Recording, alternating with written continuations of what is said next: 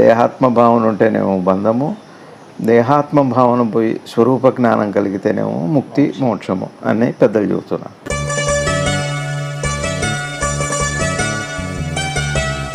కొంచెం యదృశ్యంతి తద్నశ్యంతి ఒక్క మాటతోనే మొత్తం మనసుకు శాంతి వచ్చేస్తాం.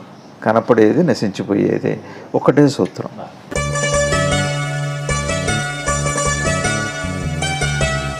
మోహము అంటే మనసు ఆ క్రియతో, ఆ అనుభవంతో, అనుభూతితో సంపర్కం పెట్టుకొని దానికోసమే పరితపిస్తే దానికి మోహం అని పేరు.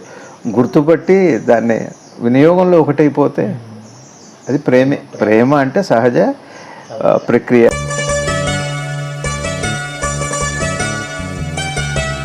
ద్రష్టకి దృక్కుకి దృశ్యానికి మధ్య ఉన్న ఆ క్రమణిక సంబంధము సరిగా అర్థం కాకపోతే, ఆ పరిణామం అర్థం కాకపోతే అక్కడ మనసుకి ఘర్షణ, సంఘర్షణ, హింస, బంధనము, మోహము ఇట్లాంటివన్నీ వస్తున్నాయి.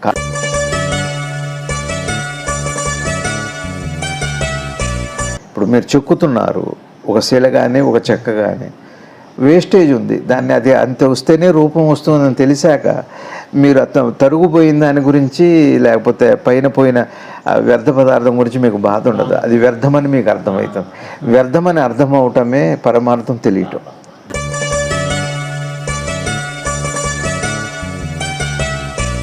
ఒకటి అంతర్ముఖం అవటం కంటే, అంటే ధ్యానం చేయటం కంటే కూడా పరిపరి విధాల పోయే మనసుని ఆ ఆకర్షణని అర్థం చేసుకోవటం, అట్లానే ఈ దృశ్యమాన ప్రపంచాన్ని అంటే జాగృతావస్థను అర్థం చేసుకుంటే సాధన పదింతలు అవుతుంది. ఇవి ఆపమని కాదు, విగ్రహారాధన, నామజపం, స్మరణ ఇవి ఆపమని కాదు నా ఉద్దేశం. ఇంకా తేలిగ్గా సాధకుడు ఉత్తీర్ణుడవుతాడు.